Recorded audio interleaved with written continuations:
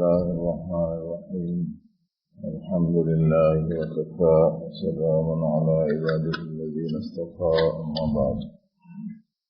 قابل احترام دوستوں اور بھائیوں، مختلف انداز سے ایک بات آپ کے سامنے یہ لائی جاتی رہتی ہے کہ اللہ جل شانہ نے جو دین ہم کو عطا فرمایا ہے وہ دین ہمارے زندگی کے ہر شعبے سے متعلق ہے، ہر پہلو سے متعلق ہے، اور دینی جو احکام ہیں وہ مختلف الانواع ہیں، الگ الگ قسمیں ہیں۔ کچھ وہ احکام ہیں جن کا تعلق آدمی کے دل سے ہے یا باطن سے ہے، کچھ وہ احکام ہیں جن کا تعلق اعضاء و جوارح سے ہے، کچھ وہ احکام ہیں جن کا تعلق زبان سے ہے، اور کچھ وہ احکام ہیں جن کا تعلق ہمارے متعلقین پاس پڑوس سے ہے۔ اب یہ احکام کی جو نسبت ہے، یہ نسبت اللہ کی طرف ہے، اللہ کے حبیب صلی اللہ علیہ وسلم کی تعلیم کی نسبت سے حضور علیہ السلام کی طرف ہے۔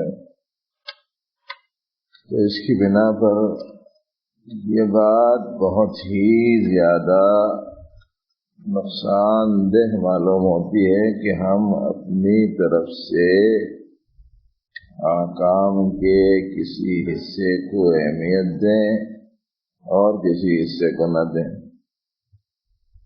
اللہ کی نسبت کے بعد میں اب کسی چیز کو اہم، کسی چیز کو غیر اہم یہ نہیں قرار دیا جا سکتا۔ اتنا ہے کہ احکام میں حق تعالی جل شانہ نے کسی کو لازمی حکم کی حیثیت سے دیا اور کسی کو لازمی حکم کی حیثیت سے نہیں دیا، پسندیدہ عمل ہونے کی حیثیت سے دیا، تو جس حیثیت سے دیا اس حیثیت سے مانیں گے۔ فرض کو فرض مانیں گے، واجب کو واجب مانیں گے، مستحب کو مستحب مانیں گے۔ لیکن یہ کہ عبادات کے شعبے کو لیے بہت اہمیت دے دی، معاشرت کے شعبے کو لیے کوئی اہمیت نہیں دی، مالی عبادات کے شعبے کو اہمیت دے دیے، بدنی عبادات کے شعبے کو اہمیت نہیں دی، یا جسمانی اور مالی دونوں عبادات کو اہمیت دیے لیکن معاملات کو اہمیت نہیں دیے۔ یہ ایک بہت بڑا اس وقت میں جھول ہے جو اس وقت میں ہمارے درمیان میں پایا جا رہا ہے۔ اس جھول کو ختم کرنے کا اہتمام کرنا ہر ساتھی کے لیے ضروری ہے، یہ کہ دین ان تمام چیزوں کے مجموعے کا نام ہے۔ اس کے لیے مختلف انداز سے آپ کے سامنے بات آتی رہی۔ گزشتہ ہفتے سے یہ چارٹ آپ حضرات کو بتایا گیا کہ یہ چارٹ کئی مہینے پہلے بلکہ سال دو سال پہلے ہی آپ حضرات کو یہ حوالے کیا گیا تھا۔ صاحب اس میں ایمان کی جو شاخیں ہیں اس کا تذکرہ ہے۔ ایمان کی 70 سے زیادہ شاخیں ہیں۔ اب ظاہر ہے کہ جب 70 سے زیادہ شاخیں ہیں تو جتنی شاخیں ہیں اتنی شاخوں کے ساتھ میں وہ شجر طیبہ جو ہے وہ کامل اور مکمل ہے۔ وہ جتنی شاخیں چھٹی ہوئی رہیں گی ظاہر ہے کہ اسی قدر وہ شجرہ ناقص رہے گا نا۔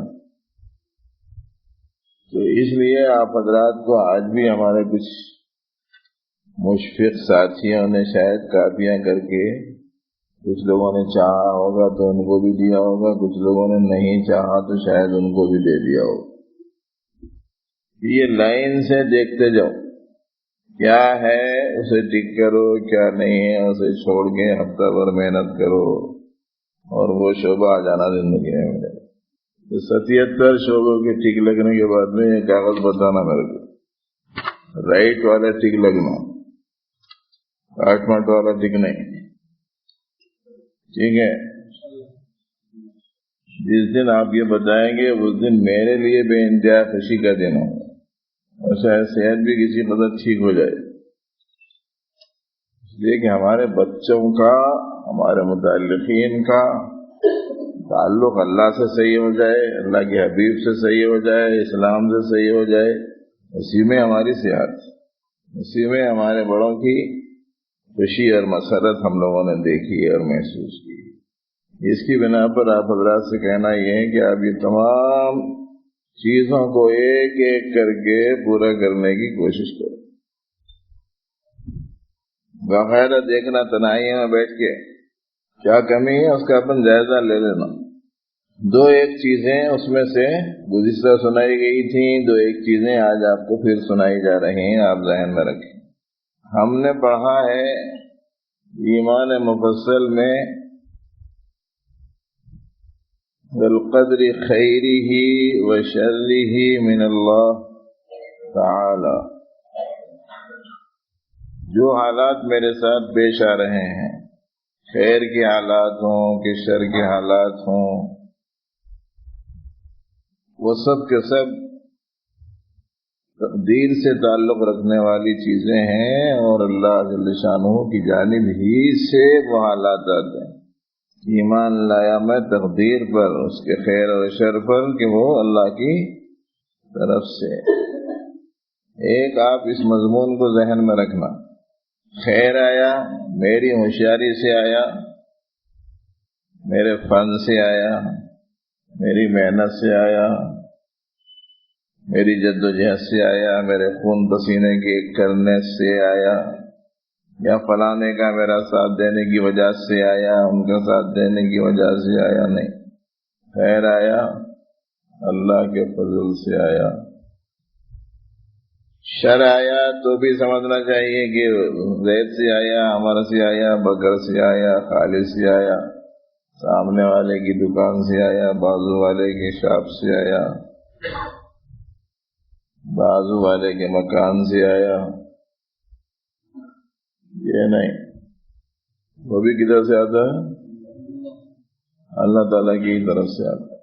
ईमान मुफस्सल में ये जुमला ऐसे आप ध्यान में रखें, इसलिए कि इसके साथ में तौहीद का ताल्लुक है। अगर आप इसको मखलूक से मुताल्लिक कर देते हैं तो तौहीद मुतासिर हो जाती है। इतना है कि अगर खैर आता है तो फजल हक से आता है, और कोई शर वाला फैसला हमारे हक में होता है तो हमारी किसी कोताही के सबब से, अल्लाह की हिकमत से, अल्लाह की तरफ से आता है। जिसको कहा गया है कि साहब खैर फजल से आता है, शर अदल से आता है, मगर आता उधर से ही है। इसी बात को नबी रहमत सल्लल्लाहु अलैहि वसल्लम ने यूं इरशाद फरमाया है, पूरे मिलकर तुमको नुकसान पहुंचाना चाहें तो नहीं पहुंचा सकते, सिवाय उसके जो अल्लाह ने तुम्हारे खिलाफ में लिख दिया। पूरे मिलकर नुकसान नहीं पहुंचा सकते, ऐसे ही पूरे मिलकर फायदा भी नहीं, ये सब अल्लाह की तरफ से आता है। हमारे एक बुजुर्ग का तो हाल बड़ा अजीब था। हमारे अकाबिर में, बड़ों में, हमने अपने बड़ों से सुना, एक बुजुर्ग को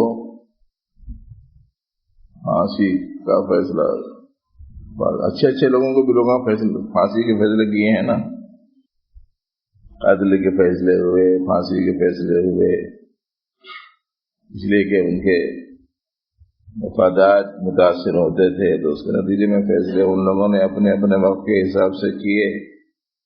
तो उसके बावजूद भी उन लोगों की नजर इन फैसलों के सिलसिले में कैसी थी, उसके बारे में चला जा रहा था।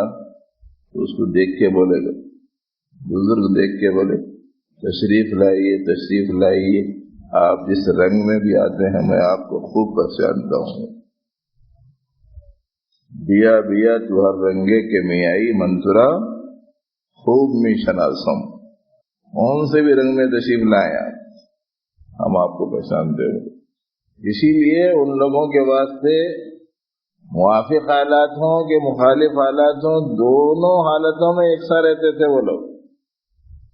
اور یہی وجہ ہے کہ حضرت سیدنا عمر فاروق رضی اللہ تعالیٰ عنہ یوں فرماتے تھے کہ مجھے اس کی کوئی پرواہ نہیں ہے کہ میری صبح کون سی حالت میں ہو رہی ہے، میری پسند کی حالت میں، میری ناپسند کی حالت میں، ایسی چیزوں کی دستیابی کی حالت میں جس کو میرا جی چاہتا ہے، یا ایسی چیزوں سے محرومی کی حالت میں جس کو میرا جی چاہتا ہے. کون سی حالت میں میری صبح ہوتی ہے مجھے اس کی کوئی پرواہ نہیں ہے، اس واسطے کہ مجھے معلوم ہی نہیں ہے کہ کون سا حال میرے واسطے اچھا ہے.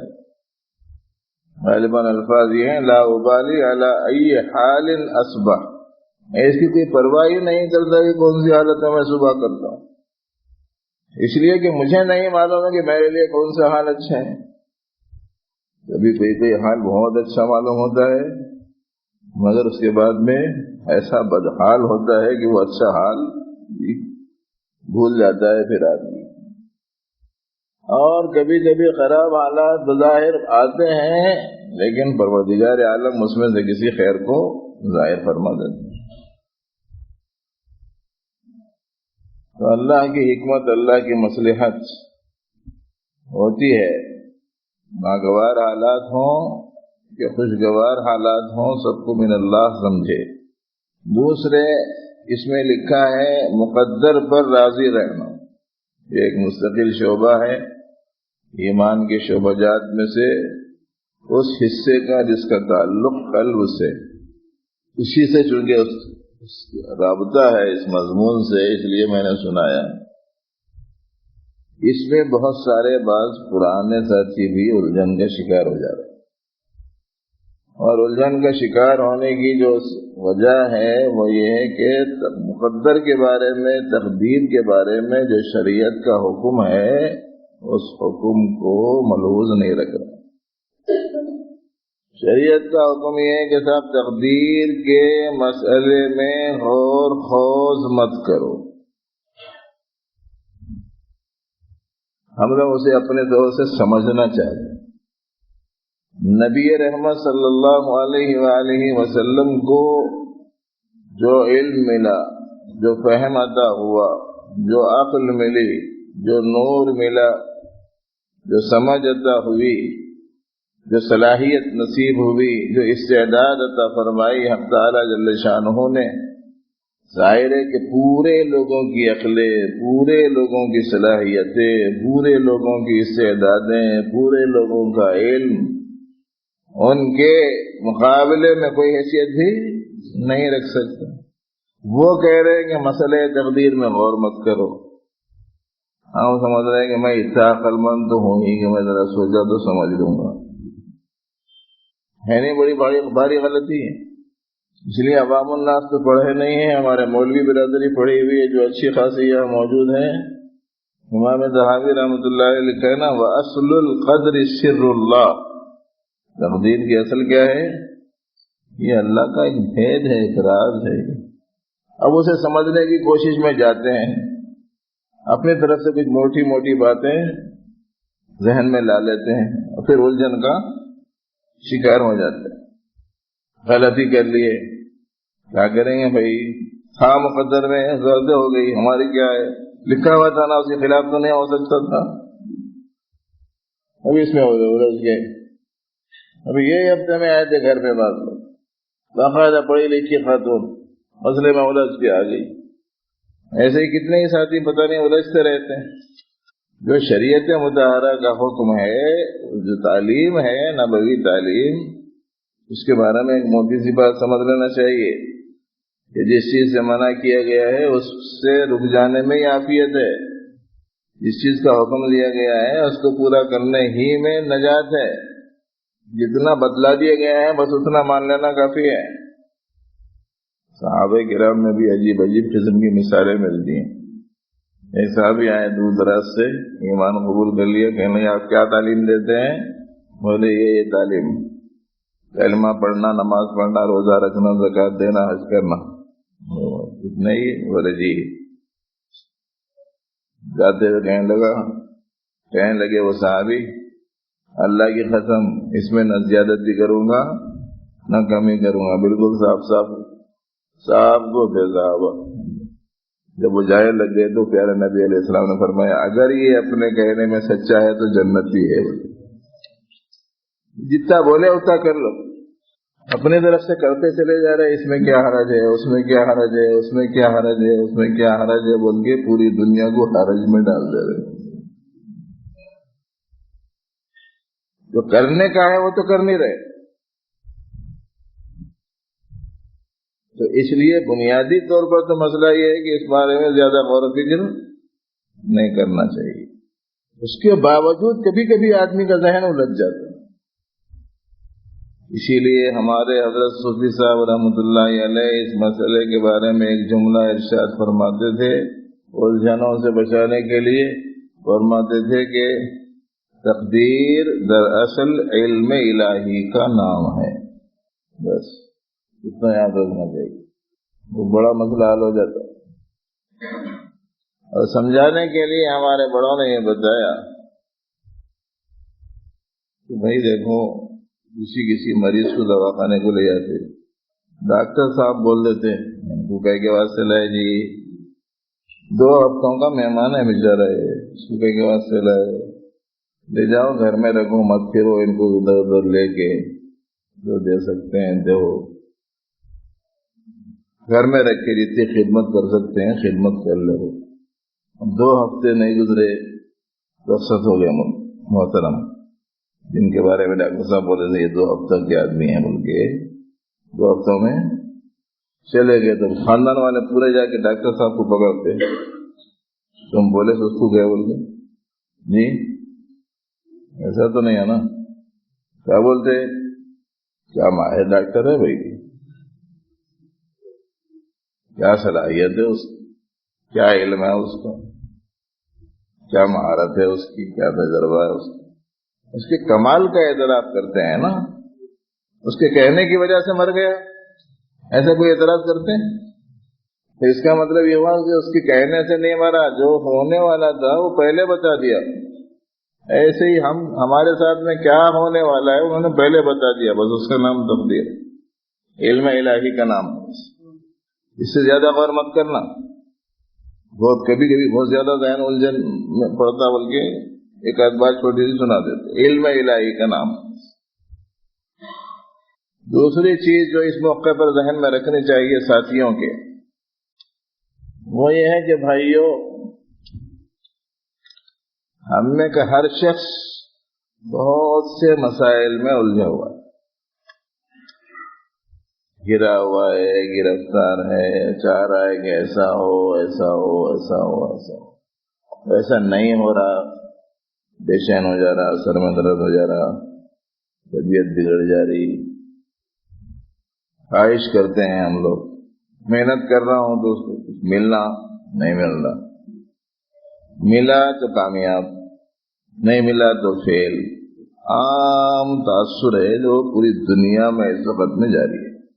حلال روزی روٹی کے واسطے آدمی نکلا، صبح سے لے کے شام تک محنت کر رہا، نہیں ملا، پریشان ہے، کوئی بولو سب ناکام ہو گیا، ایک آدمی بیمار ہو گیا، اب فکر ہے کہ میرا رشتہ دار ہے، میرا قریب ہے، میرا عزیز ہے، میرا چہیتا ہے، بہت سے شخص کے احسانات میرے اوپر ہیں، میں ان کے ساتھ میں اچھے سے اچھا سلوک کروں، اچھا ڈاکٹر بتاؤں، اچھی دوا دوں، اچھا علاج کروں، اچھی غذا دوں، اچھا پرہیز کراؤں، اور کسی طریقے سے اس کو صحت ہو جائے، پوری کوشش کرتے ہیں، نہیں کامیاب ہوئی کوشش، مقصد پورا اپنا نہیں ہوا، کیا سمجھتے فیل ہو گیا میں، فیل ہو جانے کا تصور ہی بہت زیادہ پریشان کرتا ہے۔ کامیاب ہو گیا بولتے ہی طبیعت میں انبساط آ جاتا، فیل ہو گیا بولتے ہی طبیعت میں انقباض آ جاتا۔ بچے ہیں اپنے سمجھانا بجھانا، صحیح لائن دلانے کی کوشش کرنا، اچھا ماحول، اچھی مجلس، نصیحتیں، نیک بنانے کی کوشش، پوری اپنے کو کوشش کرنی ہے، کرتے رہنا، نہیں اچھا ہوا بچہ، اب پریشان ہو جاتا ہوں، ماں باپ بے حد پریشان ہوتے ہیں، حد سے زیادہ، اور کوئی کوئی تو خودکشی کرنے کو تیار ہو جاتا. اچھے پرانے ساتھیاں بچے بولے ایسا نہیں سننے بول کے بولتا چلے جانا مناسب سمجھ رہا ہوں مسئلے لے کے آ جاتا. اس کا مطلب یہ ہے کہ وہ یہ سمجھ رہے ہیں کہ بچے کا اچھا نہیں ہونا، میری اپنی کوشش کا کارآمد نہیں ہونا مجھے فیل بنا دیتا ہے. آدمی کے دل و دماغ میں یہ بات بیٹھ گئی. بچیاں ہیں کسی کے گھر میں، اب اس کی خواہش ہوتی ہے کہ اچھے سے اچھا رشتہ ہے، مناسب جگہ رشتہ قائم ہو، بچیوں کی شادی ہو جائے، ان کا کام ہو جائے. خواہش بہت اچھی، کوششیں ضرور کرنا، تدبیریں کرنا، اسباب اختیار کرنا، سب کچھ ٹھیک ہے، لیکن کسی وجہ سے ایسا نہیں ہو سکا تو ایسی صورت میں اپنے آپ کو ناکام سمجھنے کا یہ تصور ہے نا، وہ مسائل کے پیدا کرنے کا ذریعہ بنتا ہے. اس لیے ایک موٹی بات یہ ذہن میں رکھیں کہ کامیابی ناکامی کا تعلق ہمارے چاہے ہوئے نتیجے کے ساتھ میں نہیں ہے. کامیابی کا ناکامی کا تعلق ہمارے چاہے ہوئے کے نتیجے کے ساتھ میں نہیں ہے کہ میرا چاہا ہوا ہے کہ میری بیٹی کا نکاح ہو جائے، میرا چاہا ہوا ہے کہ میرا بیٹا وقت کا ولی بن جائے، میرا چاہا ہوا ہے کہ میری اولاد کو روزگار اچھا مل جائے، اور میرا چاہا ہوا ہے کہ میری فلاں کی ضرورت عافیت کے ساتھ پوری ہو جائے. یہ میرا چاہا ہوا. میرے چاہے ہوئے کی تکمیل کے ساتھ کامیابی ہے ناکامی ہے ایسا مسئلہ نہیں ہے. یہی بنیادی غلطی ہے. بنیادی جو غلطی ہے وہ یہ غلطی ہے. اسی کو سمجھایا ہمارے بزرگوں نے، جس کو ہم لوگ بہت ایزی لے لیتے. ہمارے بزرگوں نے بتایا ہمارا چاہا ہوا کب ہوا جو اب ہوگا. جی ہمارا چاہا ہوا ہونے کا مطلب یہ ہے کہ آپ بہت بڑی چیز کے مدعی بن گئے ہیں. بزرگوں کا مقولہ ہونا جدھر مولا ادھر شاہ دولا. سنے دینا، جدھر مولا ادھر شاہ دولا.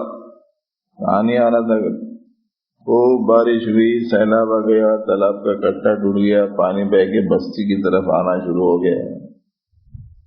اب سیلاب کا پانی آ رہا تو انسانی روک سے کہیں رکتا. لوگ جا کے کسی سے بولے گا تو حضرت کیا کرنا سمجھ میں نہیں آ رہا، پانی بستی میں آ جا رہا. ایسا پانی آ رہا تھا تو راستہ صاف کرے گا، تو پانی آنے کا راستہ پھوڑا لے کے صاف کرے. تو لوگ بولے گا حضرت کیا غضب کر رہے ہیں آپ، پہلے ہی گاؤں ڈوبنے جا رہا ہے، ابھی آپ پانی آنے کا راستہ لانے کی تدبیر کر رہے ہیں. تو ان کا نام تھا سنا شاہ دولا. تو انہوں نے کہا ادھر مولا ادھر شاہ دولا. اللہ جا رہے تو اپنی تدبیر سے کیا ہوتا ہے؟ پانی آنے کے تو نہیں روک سکتے. جو اپنے ذمہ تدبیر ہے وہ تدبیر اپنے کو کرنی چاہیے. تو بزرگوں نے چھوٹی چھوٹی چیزوں میں اس بات کی طرف توجہ دلائی ہے کہ دراصل آدمی کو حق تعالی جل شانہ کے تفویض کر رکھنا چاہیے اپنے ہر کام. اور جو مقدر میں ہے وہ چونکہ پہلے سے معلوم نہیں ہوتا، تو ہم جس چیز کے ذمہ دار ہیں وہ صرف تدبیر کے ذمہ دار ہیں. تدبیر کر لیے قصہ ختم ہو گئے. اگر ہم نے ان کا منشا پورا کرتے ہوئے ان کا حکم پورا کر دیا، وہ ہمارا کام بنو یا نہ بنو، کامیاب ہوں گے کہ نہیں ہوں گے؟ جیسے حضرات انبیاء کرام علیہ السلام کو آپ دیکھیں گے کہ پوری کوشش کی حضرات انبیاء کرام نے کہ پوری کی پوری قوم ہدایت پر آ جائے. تدبیریں کی، دعائیں کی، محنتیں کی، رات دن ان کو سمجھایا. سب تھوڑے آئے. جب سب نہیں آئے تو کیا کسی کے حاشیے خیال میں بھی ایسی کوئی بات آ سکتی ہے کہ وہ اپنی مہم میں ناکام رہے؟ ایسا تو نہیں ہے نا. 100% کامیاب. لیکن ان کے ذمہ جتنا کام تھا وہ کام انہوں نے کر دیا. تو نتیجے کے ظاہر ہونے کے ساتھ میں کامیابی کا ناکامی کا تعلق نہیں ہے. یہ پوائنٹ ہے جسے سمجھنا چاہیے. کامیابی اور ناکامی کا تعلق ہمارے چاہے ہوئے نتیجے کے ساتھ متعلق نہیں ہے، بلکہ کامیابی ناکامی کا تعلق ہے جو حکم ہم کو ملا ہے اس حکم کے پورا کرنے نہیں کرنے سے متعلق. اگر ہم نے حکم پورا کر دیا ہے، تعلیم پوری کر دی ہے تو کامیاب ہے، تعلیم پوری نہیں کی ہے تو ناکام. اسی واسطے فرمایا گیا ہے تقدیر کے پابند نباتات جمادات، مومن فقط احکام الہی کا ہے پابند. حکم کے ہم مکلف ہیں. تدبیر کریں گے بچوں کو نیک بنانے کی، تدبیر کریں گے بچوں کو حلال روزگار سے لگانے کی، تدبیر کریں گے بچیوں کے لیے رشتوں کی، تدبیر کریں گے بیماروں کے لیے علاج و معالجے کی اور صحت کی، تدبیر کریں گے، اسباب اختیار کریں گے، اللہ جل شانہ کے جو احکام ہیں اس کی تعمیل کریں گے. نتیجہ ہمارے اختیار کا ہے نہیں. اب اختیار کا نہیں ہے تو اس سے ہماری کامیابی ناکامی کا کوئی تعلق نہیں. اس کا کیا مطلب ہوا؟ اس کا مطلب یہ ہوا کہ اگر کسی بیمار کا ہم نے علاج و معالجہ پورے اہتمام سے کیا اور صحت ہو گئی تب بھی ہم کامیاب ہیں. اور اگر صحت نہیں ہوئی اور ہم نے پوری تدبیر کی، حسن تدبیر پوری کی لیکن صحت نہیں ہو سکی تب بھی ہم کامیاب ہیں. بس یہ ایک بات یاد رکھنا، کامیابی ہمارے ساتھ میں. حدیث میں آتا ہے، نبی رحمت صلی اللہ علیہ وسلم کا ارشاد گرامی ہے، آپ علیہ الصلاۃ والسلام نے ارشاد فرمایا، مومن کا حال بڑا عجیب ہے، ہر حال میں فائدے ہی میں رہتا ہے، کسی حال میں نقصان میں نہیں رہتا. اتنی بڑی خوشخبری ہے یہ حضور کی طرف سے، خالی اب خوشخبری سمجھ میں آ گئی تو یہ پوری دنیا مسلمان ہو جانے کے واسطے کافی ہے. کسی حال میں اس کے لیے نقصان نہیں ہے، فائدہ ہی فائدہ ہے. اگر اسے مصیبت لاحق ہوتی ہے تو صبر کرتا ہے، وہ صبر کا بہت بڑا فائدہ ہے، اجر ہے. اور اگر اسے نعمت حاصل ہوتی ہے شکر کرتا ہے، شکر کا اجر ہے. تو اجر تو کہیں نہیں گیا نا. اپنے موافق حالات ہوں تب بھی ہم فائدے میں ہیں، اور موافق حالات نہ ہوں تب بھی ہم فائدے میں ہی ہیں. اس لیے کہ ان حالات میں جو حکم ہے وہ حکم پورا کرنا ہے ہمارے ذمہ. نعمت کی حالت میں شکر، مصیبت کی حالت میں یہ حکم پورا کرنا ہے بس. اگر ہم نے یہ حکم پورا نہیں کیا تو نعمت کی حالات میں بھی ناکام ہو جاتے ہیں، اور حکم پورا نہیں کیا تو مصیبت کی حالات میں بھی ناکام ہو جاتے ہیں. نمرود، قارون، فرعون نعمتوں کی حالات میں تھے کہ نہیں تھے؟ حکم پورا نہیں کرے، نتیجے میں ناکام ہو گئے. حضرت خباب ابن الارت ہیں، حضرت خبیب ہیں، حضرت بلال ہیں، حضرت یاسر ہیں، عمار ابن یاسر ہیں، غریب ترین صحابہ، کچھ بھی نہیں تھا ان کے پاس. کامیاب ہیں کہ نہیں ہیں؟ ایک وہ حالت میں کیا تھے؟ صابر تھے، مصیبت والے حالت میں صابر تھے. اور وہ جن کا نام میں نے بھی لیا، نعمتوں والے حالات میں صابر نہیں تھے، کافر تھے، ناقدر تھے، شکر گزار نہیں تھے. اللہ نے شکر کے مقابلے میں کفر کا لفظ استعمال کیا ہے نا، وَاشْكُرُوا لِي وَلَا تَكْفُرُونَ. ناقدر تھے، نتیجے میں نعمتوں والے حالات میں بھی ناکام ہو گئے. ایک صحابی تو میدان جنگ میں دشمن کا وار چلتے ہی جب انہیں یقین ہو گیا کہ اب میں بچ نہیں سکتا تو جملہ ان کی زبان سے نکلا، رب کعبہ کی قسم میں کامیاب ہو گیا. دیکھنے والے کیا سمجھ رہے ہیں؟ یہ دشمن کے مقابلے میں ہار گئے کہ شکست کھا گئے، یا یہ کہ اس کے ہاتھوں مارے گئے. دیکھنے والا تو یوں سمجھ رہا، اور عین اس حالت میں وہ یوں کہہ رہے ہیں کہ رب کعبہ کی قسم میں کامیاب ہو گئے. تو سمجھیں اس بات کو کہ کامیابی ناکامی ہمارے چاہتوں کے نتائج کے ساتھ میں نہیں ہے، بلکہ کامیابی ناکامی ہمارے اوپر آنے والے احوال میں، ہمارے اوپر آنے والے احکام کی تعمیل کے ساتھ میں. صبر کا حکم ہے تو صبر کرے، شکر کا حکم ہے تو شکر کرے. اور صبر والے حالات میں جو ملتا ہے نا وہ اتنا زیادہ ملتا ہے کہ بعض علماء کو درجہ بندی کرتے ہوئے کافی ایسا معلوم ہوتا ہے کہ دشواری محسوس ہوئی کہ شکر افضل ہے کہ صبر افضل ہے. اور بالخصوص صبر کے بارے میں آیات اور روایات میں بڑی غیر معمولی فضیلت آئی. اور ہم لوگوں کو خوشحالی والی، خوشگواری والی، جی کی پسند اور چاہتوں والی حالات بہت زیادہ دل کو بھاتے ہیں، اور چاہت یہ ہوتی ہے کہ بس ایسا ہو. لیکن یاد رکھنا چاہیے کہ اس میں جو آزمائش ہوتی ہے نا وہ ذرا سخت ہوتی ہے.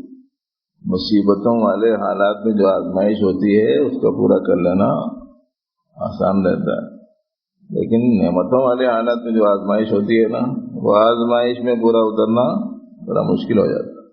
اس لیے کہ ذرا قابو سے باہر ہو جاتا ہے آدمی، اندرون میں نفسانیت اور روحانیت بہت بڑھ جاتی ہے اس میں. اس کے نتیجے میں تکلیف بھی کیا کہتے ہیں مسائل، آزمائش بھی بہت سخت ہو جاتی.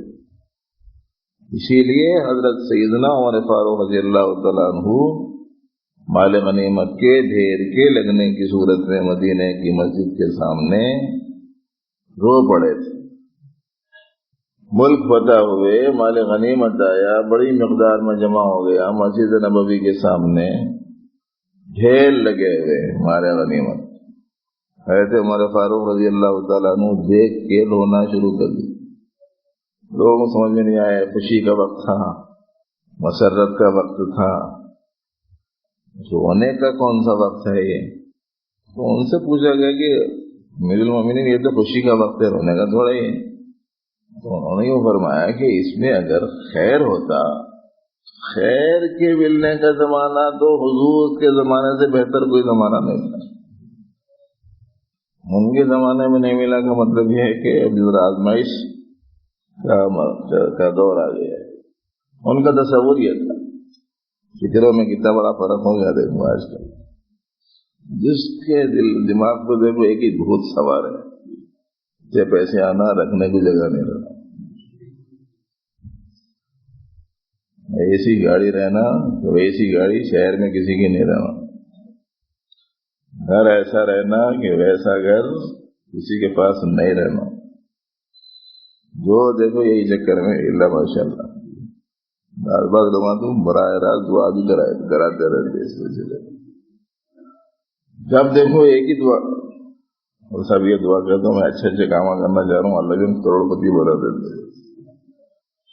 اور کتنے ہی لوگوں کو دیکھ لیے کہ لکھپتی بن، کروڑ پتی نہیں، لکھپتی بنتے ہی حالات کچھ کے کچھ ہو گئے.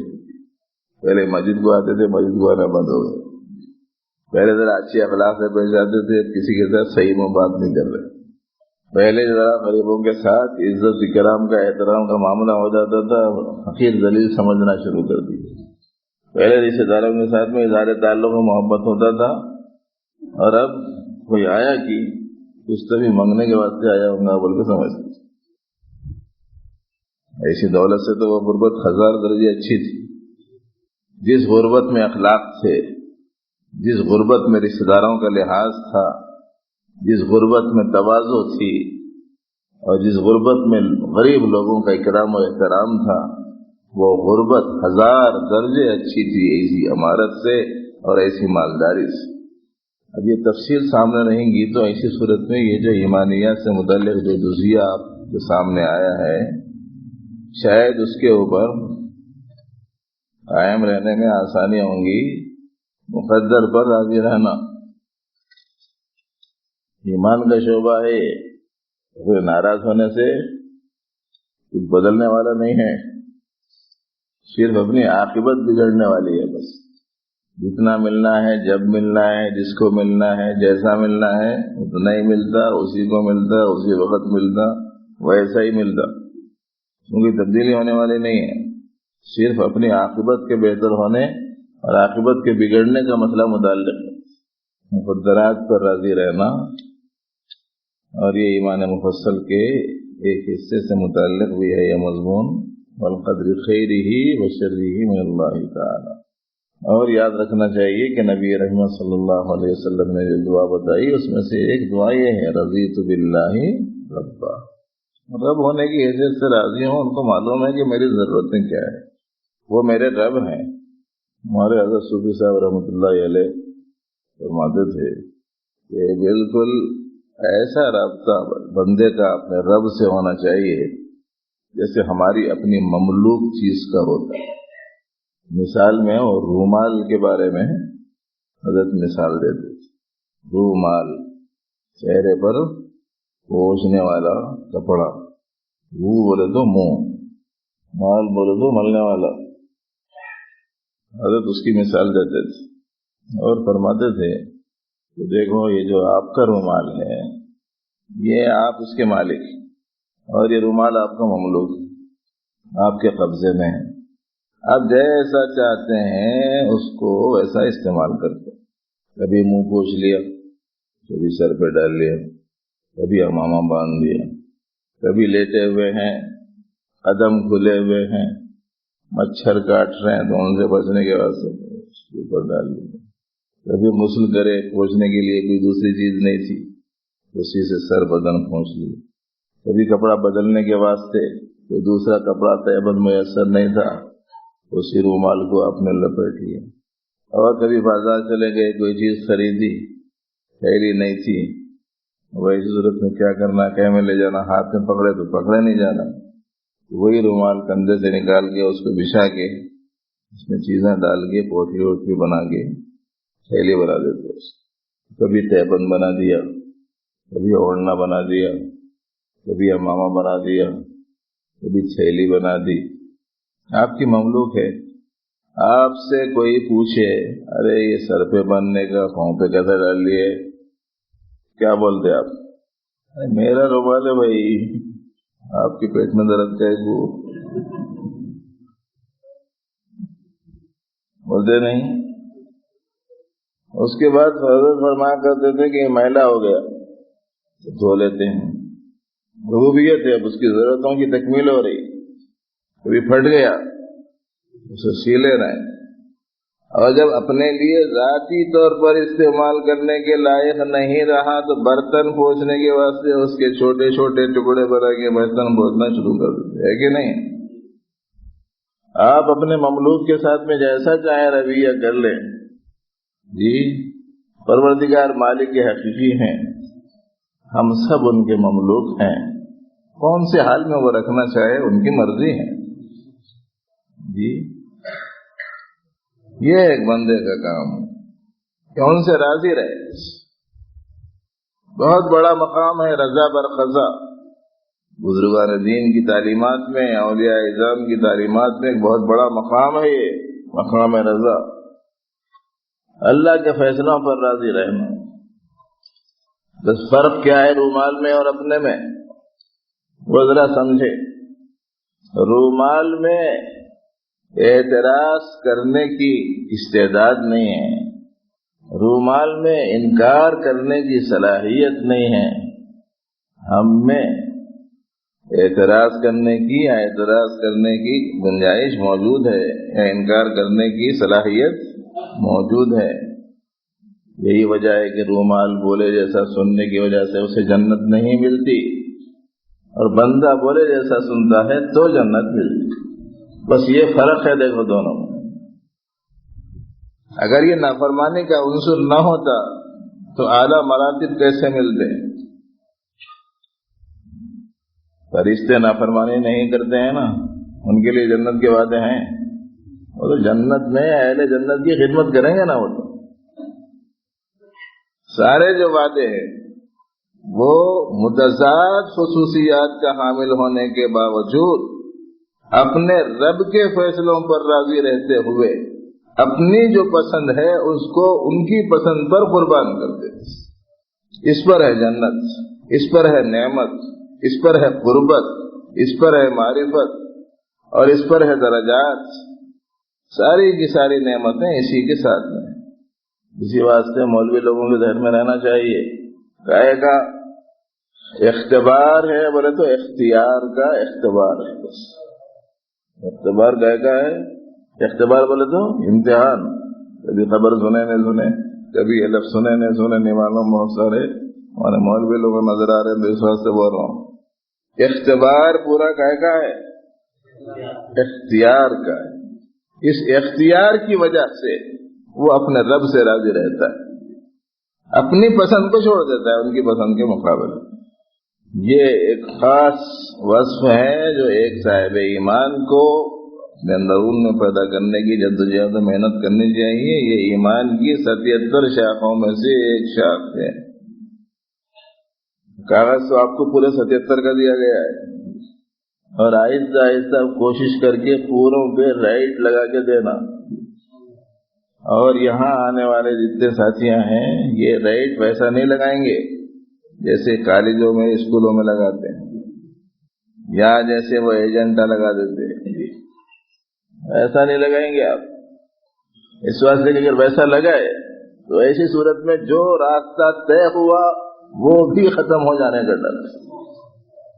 جو قدم آپ کے آگے بڑھے وہ قدم بھی کل عدم ہو جانے کا اندیشہ ہے۔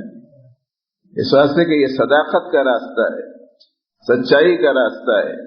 کچھ دن لگ سکتے ہیں، کوئی حرج نہیں، کچھ مہینے لگ سکتے ہیں، کوئی حرج نہیں، لیکن ایک ایک شاخ اپنی زندگی میں ان 77 شعبات سے متعلق آنی چاہیے۔ اس کے بعد یہ آپ لکھیے، تھوڑا تھوڑا بتاتے رہو، اور زیادہ اس سلسلے میں بہت پریشان ہونے کی بھی ضرورت نہیں ہے۔ ہمارے حضرت کے بعض خلفاء نے بتایا کہ حضرت نے ان کو 18 سال تک خالی مالکیت کا سبق دے کر امتحان لیتے رہے۔ کوئی معمولی ایسی چیز نہیں ہے، بہت بڑی چیز ہے، بہت بڑی دولت ہے جو کسی کو پروردگار عالم عطا فرماتے ہیں۔ غیر معمولی عظیم الشان دولت ہے جو اہل اللہ کی تعلیمات کے توسط سے کسی کو حاصل ہوتی ہو۔ بس آج اتنا ہی، حق تعالیٰ جل شانہ سے علم سے عمل کی سب کو توفیق عطا فرمائے۔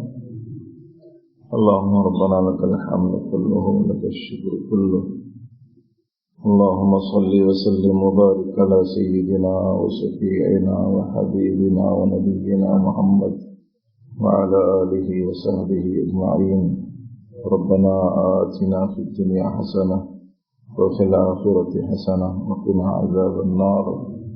ربنا آت نفوسنا تقواها وزكها أنت خير من زكاها أنت وليها ومولاها، وصل وسلم وبارك على سيد المرسلين، الحمد لله رب العالمين۔